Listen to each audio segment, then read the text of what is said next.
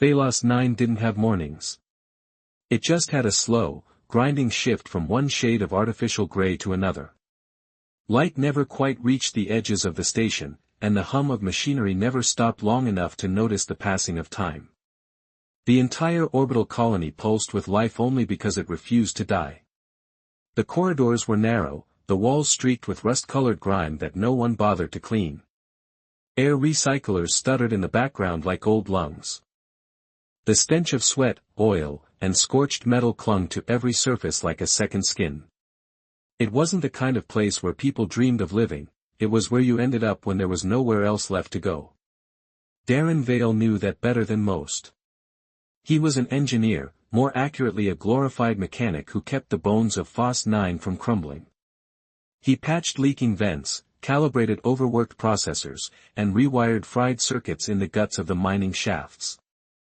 He kept his head down, his mouth shut, and his hands busy. That's how you survived here, not by being a hero, just by not drawing attention. But something changed that day, something he didn't expect. It was supposed to be a routine diagnostics check near Shaft C. One of the crushers had gone offline again, probably fried from overuse. He was crouched down, wrist deep in a mess of cabling, when he saw her. At first, he thought she was part of the wall, just another figure slumped in the shadows during a sanctioned break. They always sat like that, hunched over, silent, defeated, the indentured workers, the assets, as the company called them. Most were aliens, debt-bonded laborers sold off by their governments or families to settle colonial disputes or failed harvests, corporate euphemisms wrapped around slavery. But this one didn't sit like the others. She was upright, chained to a support beam, yes, iron cuffs at her wrists and a collar that blinked with a tracker's red light, yet her spine was straight and her head was tilted ever so slightly, as if listening to something beneath the endless mechanical roar. Her skin was a dusky violet, bruised in some places but still striking in the sterile light. Long black hair fell in matted strands over her shoulders, streaked with grime. And her face was still sharp, high cheekboned, and severe, like she refused to be worn down by the filth surrounding her. Her eyes, large, silver gray, catching the light like mirrors, watched him, not with fear or desperation, but with a quiet presence. Darren blinked and looked away, trying to focus on the capacitor in front of him, though the soldering iron trembled slightly in his hand. He wasn't supposed to look, that was Rule 1, don't interact, don't acknowledge them, don't give the overseers a reason to think you care. He'd followed that rule for 5 years. He'd walked past dozens, hundreds of chained workers, broken bodies, hollow eyes, and never flinched, never stepped in. That was the deal when you came to the 9, ignore enough pain, and eventually it fades into the background hum. But she hadn't faded, she stood out like a raw nerve. He didn't know why, maybe it was the stillness in her, the absence of fear, maybe it was the way she didn't blink when their eyes met. She didn't look away, and neither did he, not until a voice cracked over the loudspeakers, announcing the end of the rest cycle. He left an extra hydration pack by the maintenance panel before he walked away, setting it down as if he'd forgotten it. He didn't watch to see if she picked it up, but the next day she was there again.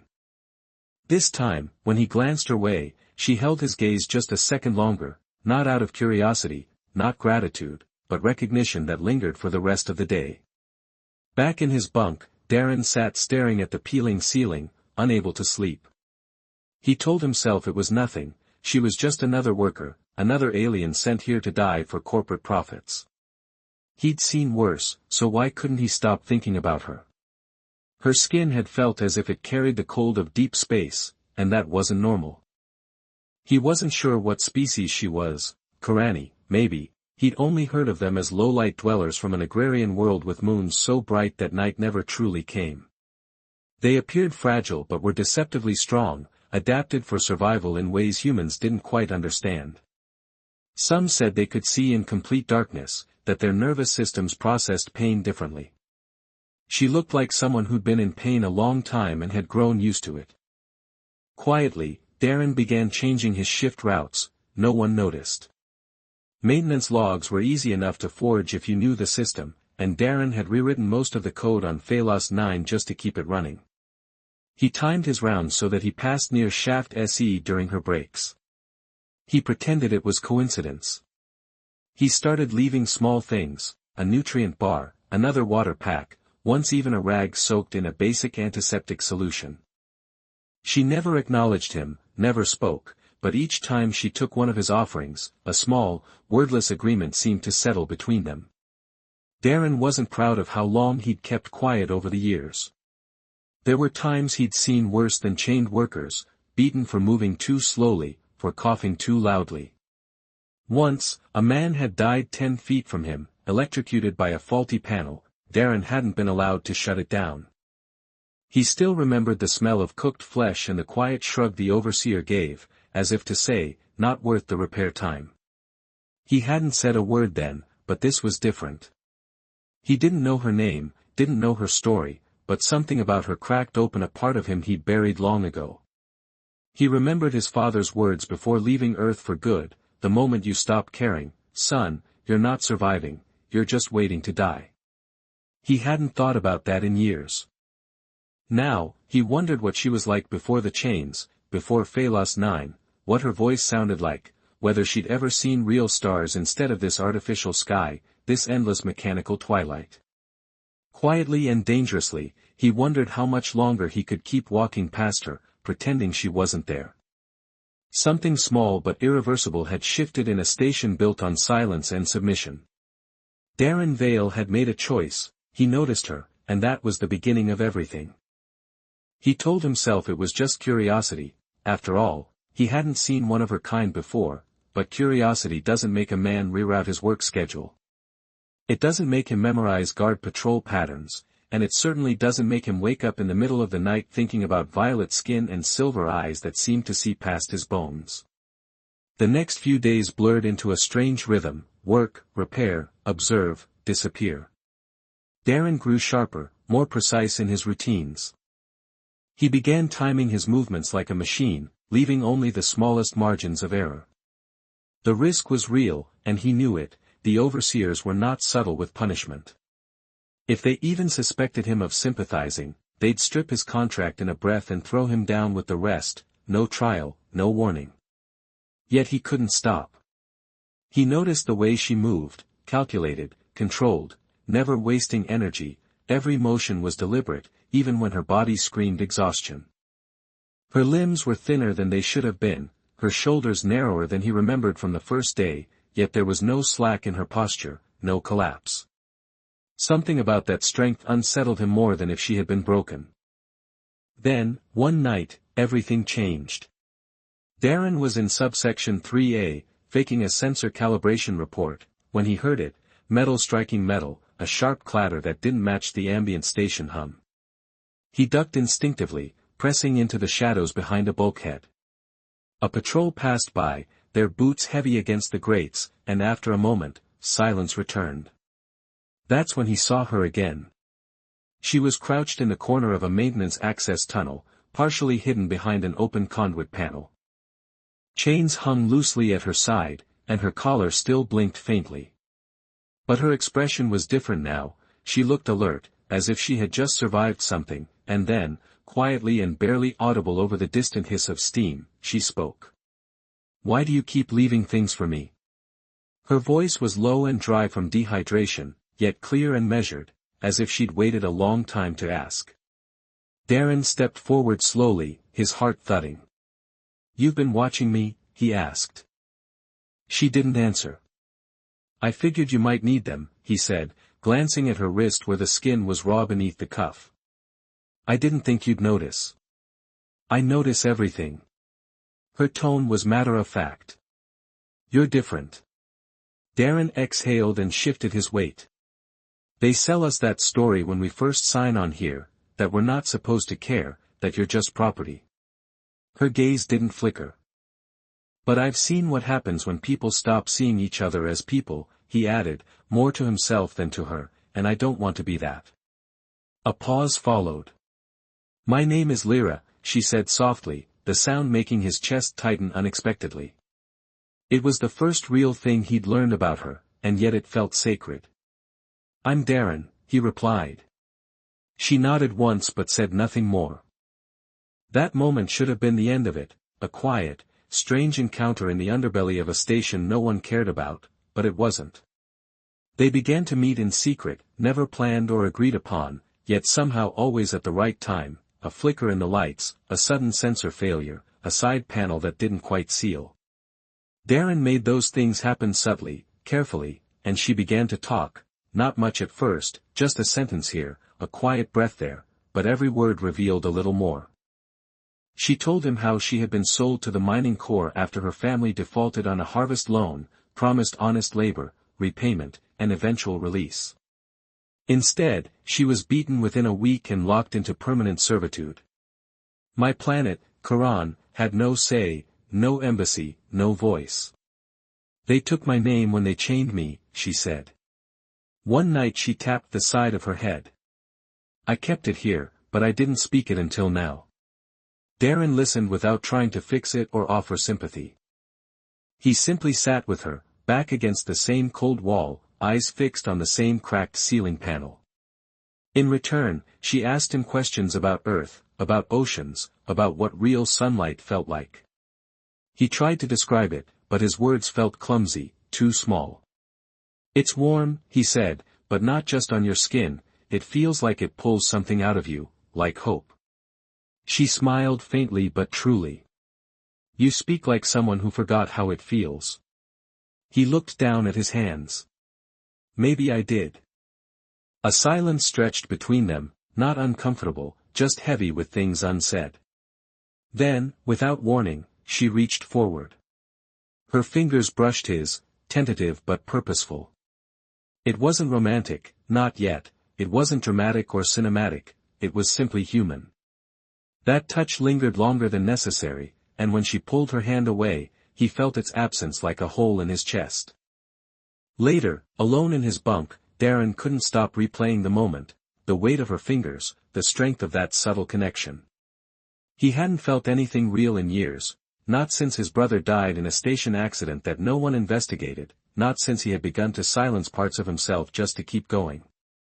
But Lyra didn't let him forget.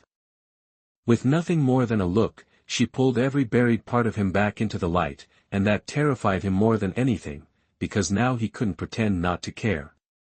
When he walked past the overseers and saw their batons, when he passed rooms with muffled screams and the flicker of red collars, it wasn't just noise, it was a threat. And if he wasn't careful, it wouldn't just be her life in danger, it would be both of theirs. Still, the next day he left her another nutrient bar, a real one, not the ration garbage the station handed out, and this time, when she took it, she looked at him as if she already knew what he hadn't dared say aloud, that something had begun, something neither of them could walk away from. The descent into the mines felt like falling into the lungs of a dying god.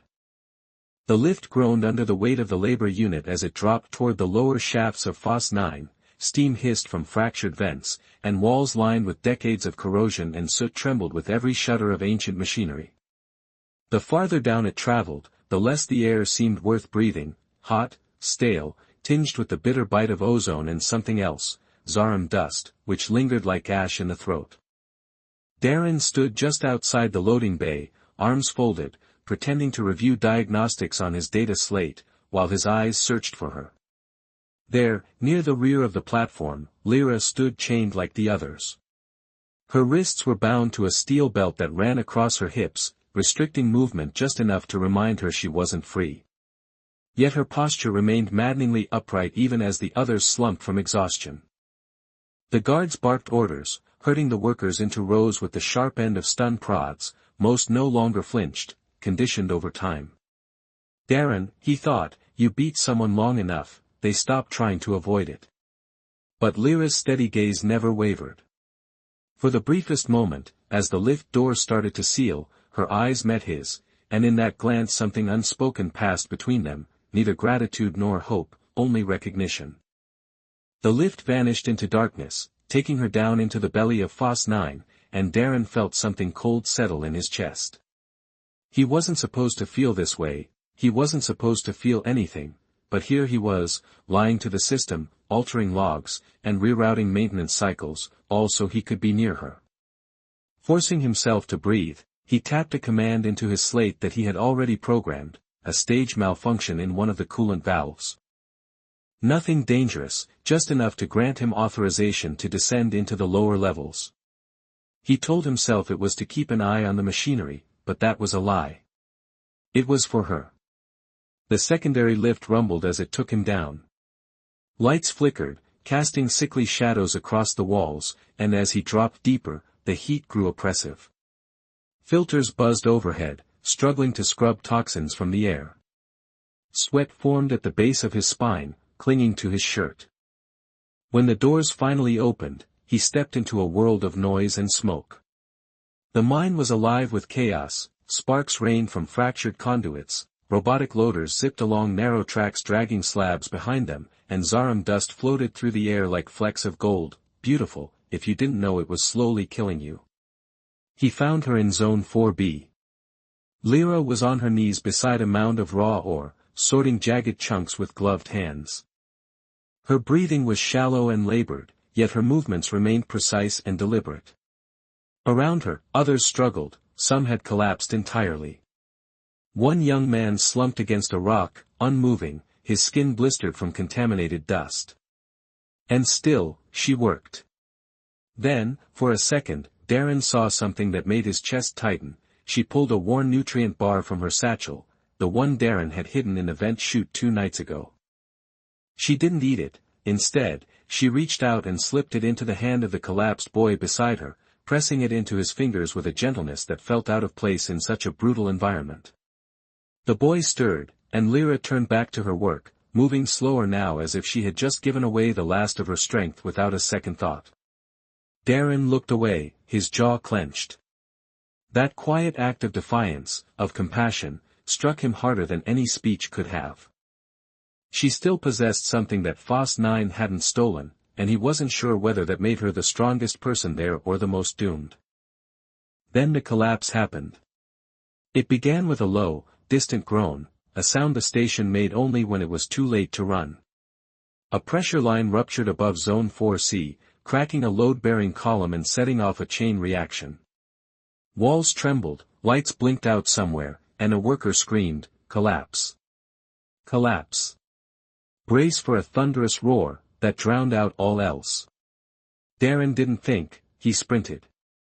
His feet pounded the grated floor as metal rattled underfoot. He dodged a falling beam and clouds of dust.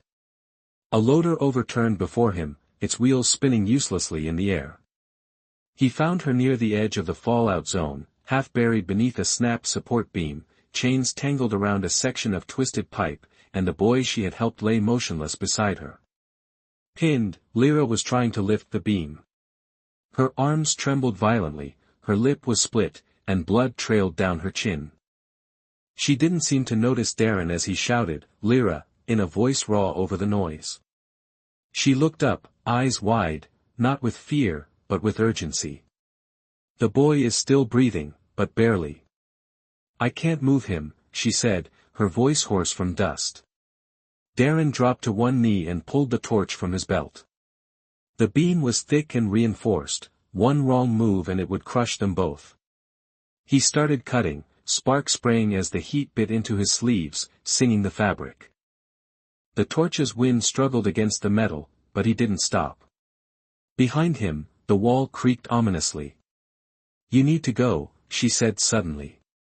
"If they see you, I'm not leaving you." He snapped, "I won't," and without another word, the beam gave way with a final screech. Darren tossed it aside and dragged the boy out from beneath it. He wasn't bleeding badly. Shock, maybe he'd survive, but Lyra was still stuck. The chain around her neck had fused to the debris, and she winced as she tried to move, blood seeping from a burn where the collar had cut into her skin. Darren swore under his breath and leaned over her. "I'm going to cut it," he said. "You have to hold still." "You'll burn me," she warned. "I won't," he lied, angling the torch carefully and shielding her with his own body. Sparks danced across his back, and he bit down on a cry as the smell of melting steel and scorched cloth filled his nose. When the chain finally snapped, she collapsed forward into his arms. For a brief moment, She let herself lean into him, her ragged breath against his neck, and he could feel the tremble in her limbs, not from pain, but from release. They stayed like that longer than was safe. Then the emergency lights flickered back to life, the alarm ceased, and automated drones rolled in to scan the wreckage. Darren stood and gently pulled her up. She clung to his arm, and for the first time, he didn't want to let her go. No one spoke as they boarded the lift back to the upper decks. The boy clung to a rail, dazed but alive. Lyra stood beside Darren, her hand brushing his as the doors sealed and the platform began to rise. Darren glanced at the shadows near the far wall. For a moment, he saw an overseer watching from the dark, expressionless, then gone. His stomach churned, someone had seen. When he looked back at Lyra, she was watching him, not with fear, not with regret, but with trust. Something had changed between them in that dark moment, and Darren knew he would never walk away from her again. That night, Darren couldn't sleep, not after what had happened in the shaft, not after the way she looked at him with trust rather than fear. Even as the guards led her away, hours after the collapse, the station still felt as if it were shaking beneath his boots. He sat on the edge of his bunk, staring at the cold metal floor, the dull pain in his shoulder a constant reminder of the chain he'd cut through to free her. The overhead light flickered as if undecided about whether to stay on or die out completely. Someone had seen, and he could feel it in the silence that followed the shift. The overseer spoke less and watched more. FOSS 9 didn't use words to punish, it used time, pressure, isolation, and if they suspected anything, it was only a matter of when. He didn't care anymore. Lyra had trusted him, and that changed everything. When the station's artificial dusk began its cycle, Darren left his bunk and made his way back to the old shaft vent where they had first met. He didn't even check if he was being followed, there were no more cautious glances over his shoulder. He needed to see her. The corridor hissed with recycled air and the faint crackle of old conduits as Darren leaned against the wall, nerves as tight as steel cables. The hum of machinery faded into the background with each passing minute, until movement appeared. Lyra stepped into the shadows, her eyes immediately locking onto his. She looked exhausted, her lip was healing, but faint bruises still marked her throat. There was no makeup to cover the damage. On FOSS 9, you wear your wounds like a language, she said softly. After a pause, she whispered, you shouldn't have helped me. I couldn't not, he replied. She let out a slow breath and leaned against the opposite wall, her arms wrapped loosely around herself. I got lucky, she said. They questioned me, nothing more. I said I was trying to save the boy. I think they believed it, or maybe I'm not worth punishing yet. You are, he said quietly, his head tilting slightly. I've seen what happens when people stop seeing each other as people, and I don't want to be that. A pause fell between them before she moved closer, not enough to alarm him, just enough to show she was choosing to stay near. I had an uncle who worked in the outer orbit mines near Helair, she began softly. He used to send voice notes once a cycle. My sister and I would gather in the atrium and listen to his stories. We thought he was a starship captain. Her smile was faint, as if the memory hurt more than it comforted. Turns out, he died 3 months into his contract, heat stroke. But the company kept sending old recordings from the databank, pretending he was alive to keep the payments coming. Darren said nothing as she continued, they trick you with paper and promises. On Quran, we were farmers, orchards, climate-controlled domes. Hellos Industries gave us loans, new equipment, atmospheric buffers, soil enhancers, they said it would raise our yield tenfold. They didn't mention that the interest rates doubled every solar quarter. When our harvest failed, they sent collectors and said we owed more than we could ever repay. They even offered us a labor relief program, claiming one able-bodied adult could work off the debt in 3 years. My parents didn't believe them, but I did. Taking a breath, Darren asked, you volunteered? She nodded once. I thought I could survive it, that I'd come back and maybe I would have if it had been real. But there were no contracts, no rights, no end dates, just a number on a ledger. And the moment I stepped off the transport, I stopped being a person. The silence between them was raw. I wasn't the only one, she said softly.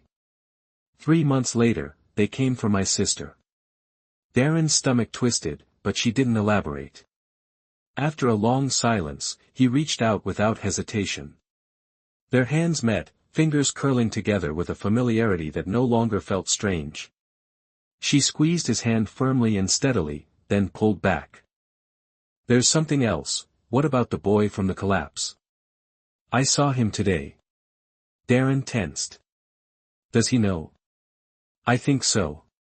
He wouldn't look at me, but he didn't report anything either. That's good, right? Darren whispered. It's not loyalty, it's fear, she replied. A cold shiver crawled down his back. You think they got to him? I think he's just trying to survive. He nodded slowly. So are we. They stood together for a while longer, silently reviewing every route, every margin of error, every task that had to go perfectly. Finally, Darren said, we need to move fast. How fast? 2 cycles, the meteor burst is in 36 hours. Her expression didn't change, but the weight of it settled into her posture. Then we have to start now, she said. Darren glanced at her, the faint glow from a nearby light caught the side of her face. She looked as if carved from dusk, worn, scarred, and still luminous. You asked me once if I was more than a reason to run. He nodded. I think I want to find out what I am when I'm free. He stepped closer, their breath mingling. We will, he affirmed softly.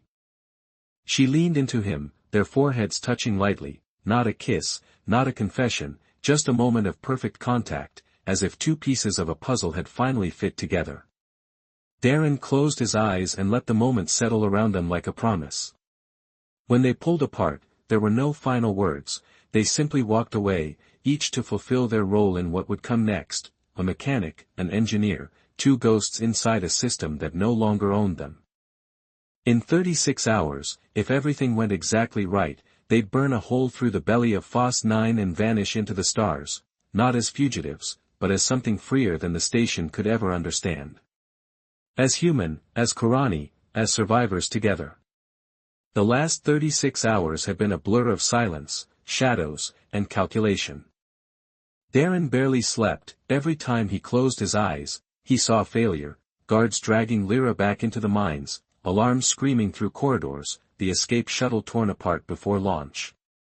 But worse than any of those images was the thought of her gone, erased, just another number wiped off the system without a trace.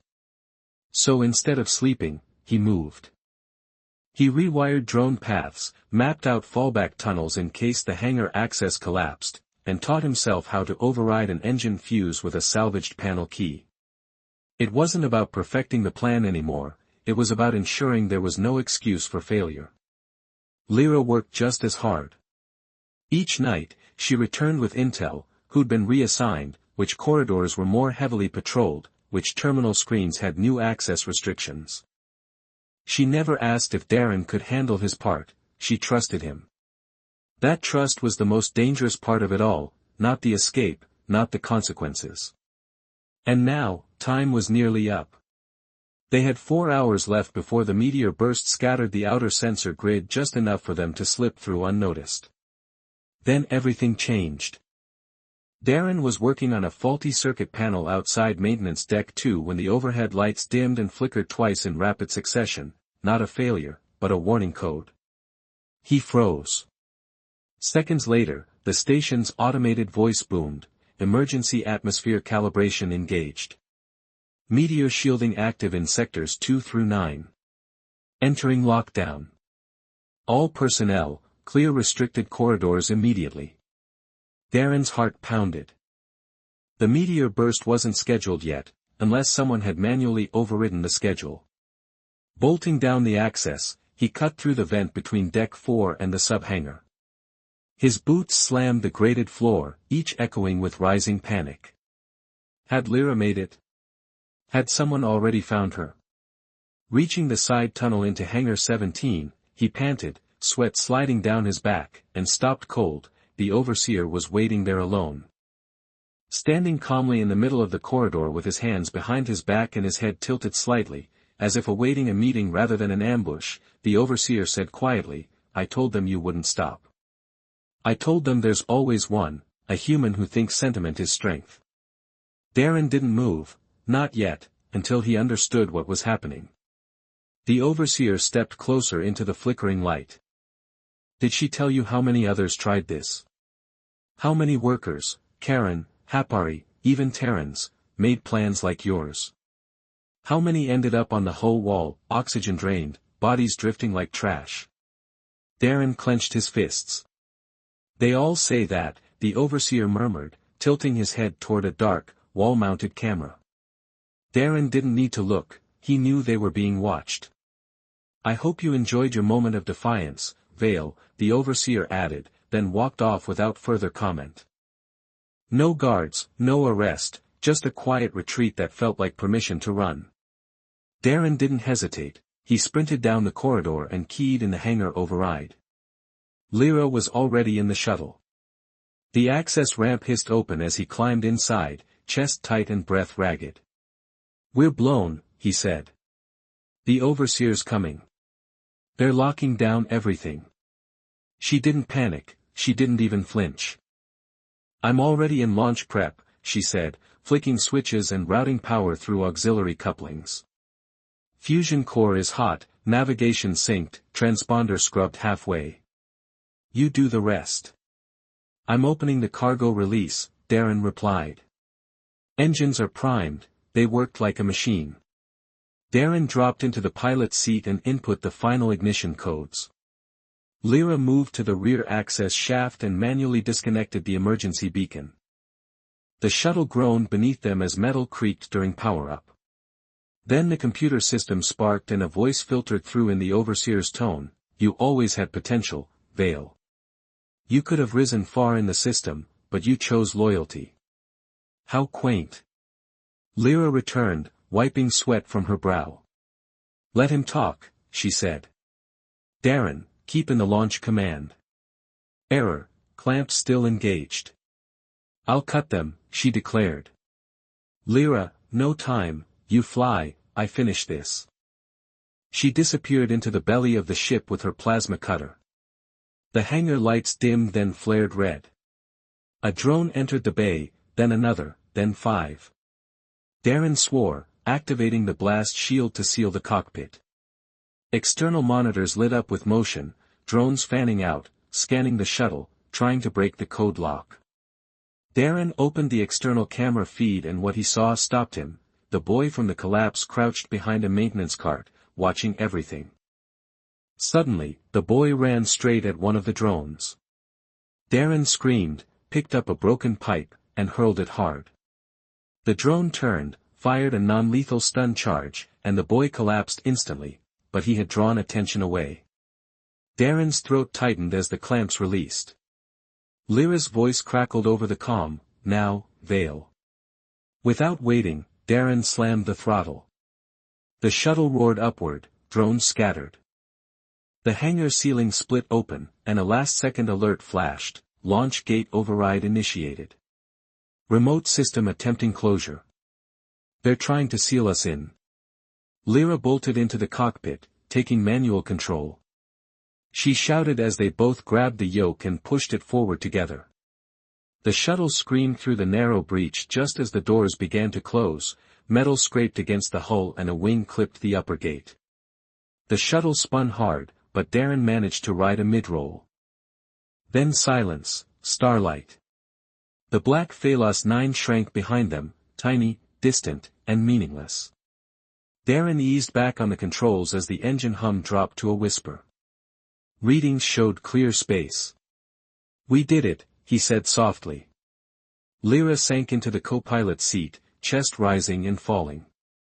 "They'll chase us," she said. "Let them," he replied. "They'll never catch us now." For the first time in his life, Darren Vale wasn't afraid of the dark. He welcomed it because, for the first time, it belonged to him, to her, to them. They had torn themselves free, and no one, overseers, contracts, or a damn corporation, would ever chain them again. Not now, not ever. Inside, space had a sound, not silence, but a low hum that wrapped around the bones, pulsing with the weight of everything risked.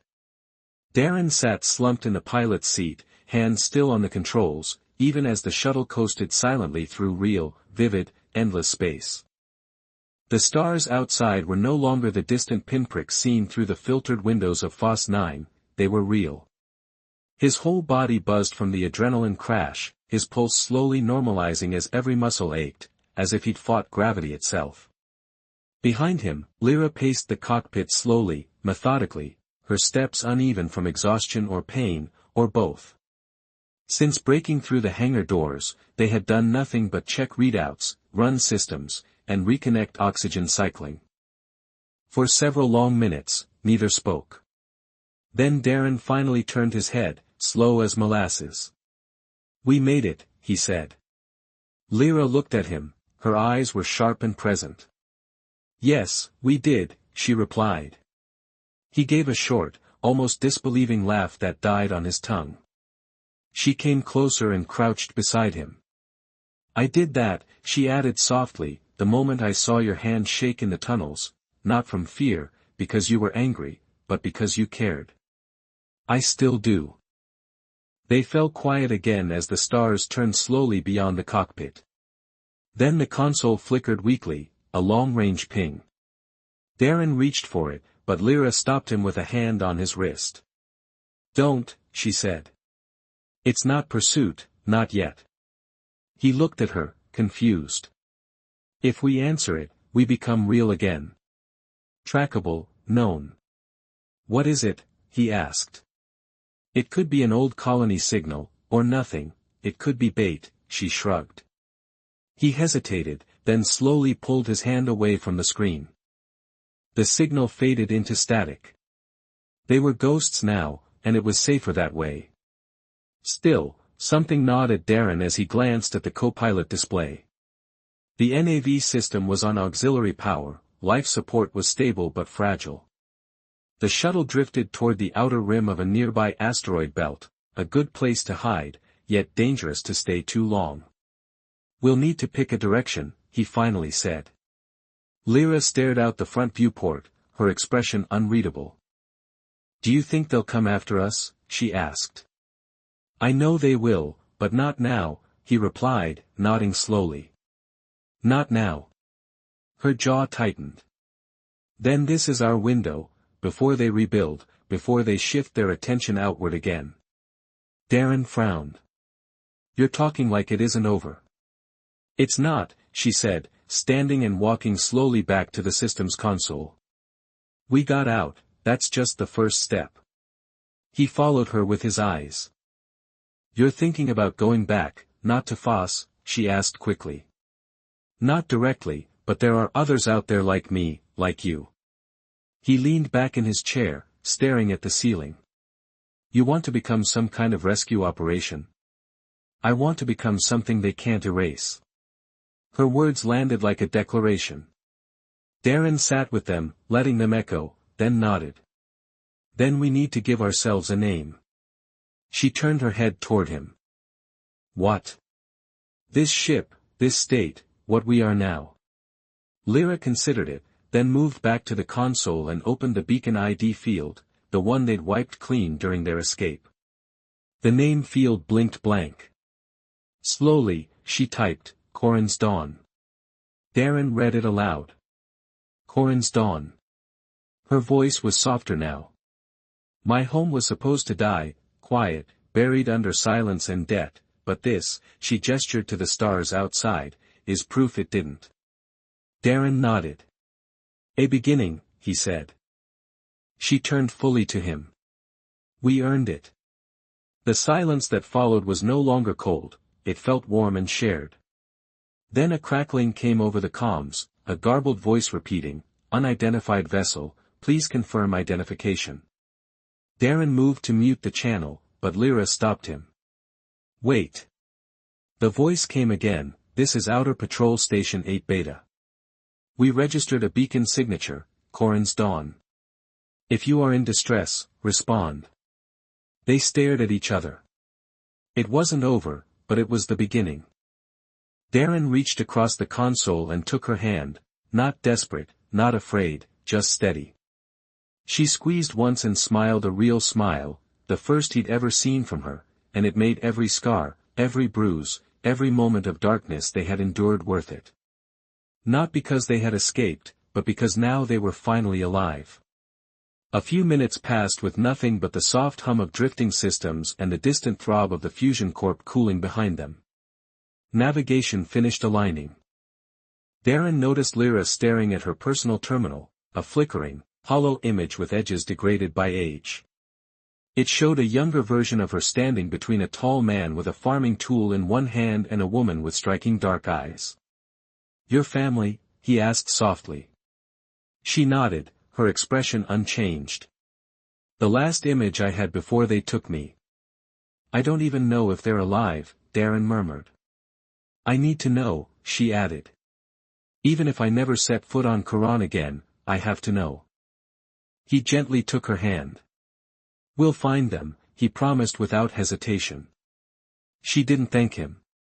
Instead, after a long, quiet moment, she leaned forward and pressed her lips against his, a kiss without urgency or fear, just a presence. When she pulled back, her forehead rested lightly against his, her warm breath against his skin. "I love you," she whispered. Darren's hand came up to her cheek, steady and certain. "I love you too." They stayed like that, foreheads pressed together, suspended in a quiet gravity, not for comfort, but because, for the first time, they had someone to hold on to, someone to come back to, and that meant everything. The sky above Quran was no longer the vibrant lavender Lyra remembered.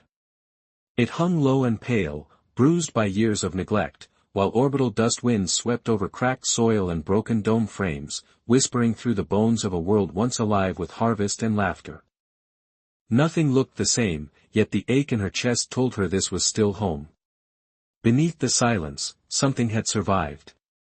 They walked through the cracked valley dome, past dead irrigation lines and broken housing frames. The sun on Quran was dimmer now, filtered through dust and thin clouds, but it still warmed Lyra's skin like an old memory. Then they reached the greenhouse, still standing. Its roof was patched together with salvage glass and pressure seals, old solar panels lined the top like battle armor. Inside, a figure moved, hunched, slow, careful. Lyra froze mid-step. Darren stopped beside her as he watched her shoulders rise and fall. She stepped forward, and the figure inside turned slowly at the creak of the outer door. It was her father, his face thinner, skin more weathered, hair streaked with pale gray, but his eyes had not changed, they widened in disbelief. Then, as if the wind had stolen most of his voice, he whispered, "Lyra." She did not speak, she simply ran. Darren dropped the shears he was holding and stumbled toward her. When they met in the middle of the greenhouse, she crashed into his arms so hard that he staggered back and held her as if he would never let go. There was no formality, no need for words, only that hug, that impossible, shaking, sob-soaked embrace. From deeper inside the greenhouse, another voice, softer, more fragile, rose into the air.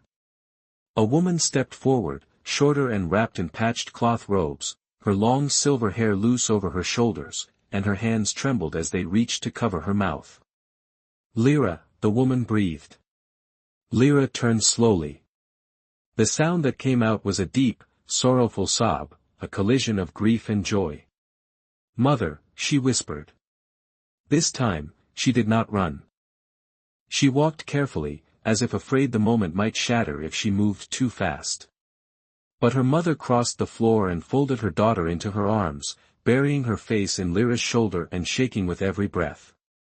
Though her body was smaller and frailier than Lyra remembered, her grip was strong. Lyra, who had endured years of captivity without shedding a tear, finally broke.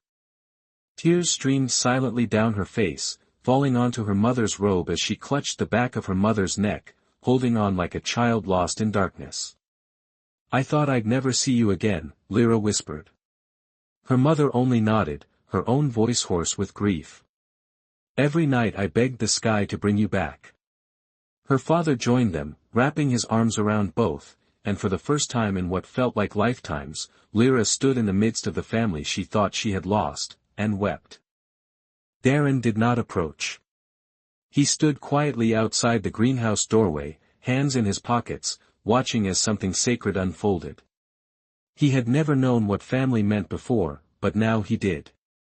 Darren fixed the filtration lines, and Lyra rebuilt the irrigation systems. Eventually, the greenhouse doubled in size. Then, one night weeks later, while planting roots in the dome, they heard a signal ping through the carry, a soft, low-band burst, untraceable. A voice, even a laugh, came. Is this thing working? Lyra's sister's voice, alive and calling home, made Lyra drop to her knees and cover her mouth with both hands. Darren put an arm around her shoulder and held her until she could breathe again. They answered the signal, and days later a ship arrived, not large or sleek, but it carried a woman with eyes just like Lyra's. The reunion was louder than the first. Her sister ran straight from the airlock into Lyra's arms, sobbing and laughing all at once, as if time had folded, collapsing every year of absence into one breathless, trembling moment. Their mother cried again, and even their father wept, but this time, the joy was unbroken. This version preserves the narrative's detail while providing clear sentence structure, punctuation, and paragraph breaks for a more readable experience.